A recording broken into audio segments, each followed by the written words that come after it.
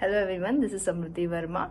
I am a second year law student pursuing it from NMIMS University, Navi Mumbai. Today I'm going to talk about tort of negligence, which is a topic that has been covered in law of torts. So coming to the topic, negligence is a civil tort which occurs when a person breaches his duty of care which he owed to another, due to which that other person suffers some hard or undergoes some legal injury, you can say. So in layman's terms, so negligence can be explained as a failure of discharge of the omission to do something due to carelessness of the other person or due to careless behavior, you can say. So in tort law, negligence can be a mode of committing other tort like trespass of nuisance, a separate tort itself, etc. So now coming to the essentials of negligence. So number one would be duty of care.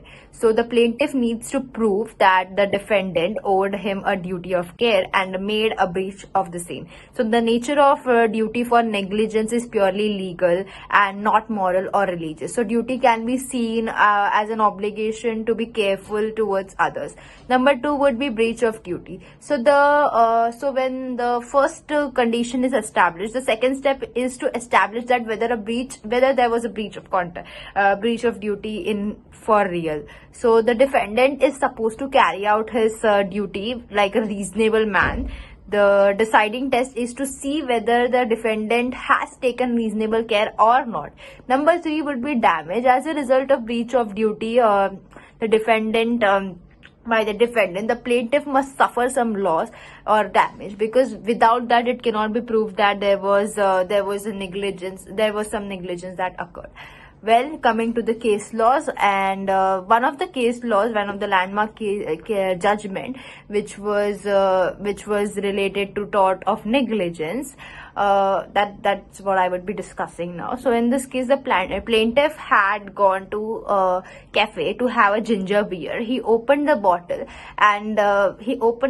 which was actually sealed, and after consuming that, he found out that snail inside the bottle, and he consumed some part of that snail, which he didn't do, obviously not voluntary. He was not knowing about that, and due to the consumption of that part that was contaminated, so due to the contaminated contents of the bottle, he fell sick. So it was held that by the court that the manufacturer who manufactures the product for the end consumers will be with the assumption that with the lack of reasonable care in his part, the consumer will suffer an injury. So such a manufacturer owes a duty of care to the plaintiff. So the third concept which is related to negligence is medical negligence. So a person is expected to possess the required skill and understanding of his duties when he is in a particular profession. So especially in the medical profession, where the stakes are very high, that is such as life stake and health is at stake. So a huge onus lies on the practitioner to take care while choosing and administering a particular treatment for his patient. So a breach of duty amounts to medical negligence. For example, a doctor administers anesthesia to a patient before surgery, but the amount of anesthesia is sufficiently more than the average dosage for an adult. So this causes the death of the patient. So this amounts to medical negligence, because as the patient did trust the doctor, and he was the one who actually suggested or he did perform the act, so the doctor would be liable for the same. So one of the legal maxims which is included in tort of negligence is res espa liquidator.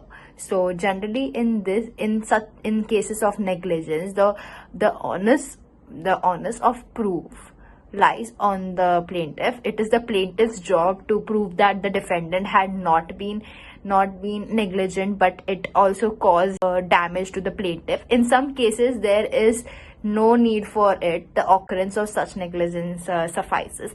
It is in these circumstances that the principle of res ipsa liquiter is invoked, the meaning of which is things speak for itself. So in cases there where the circumstances themselves point towards the defendant for his negligence, the court presumes that the defendant was negligent and the damage was caused to the plaintiff due to his wrongdoings. For example, a doctor leaves his watch inside the stomach of a patient after he performs a surgery. If such a case comes to the court, the circumstances speaks for itself and the defendant is presumed guilty at the end of the day. Thank you.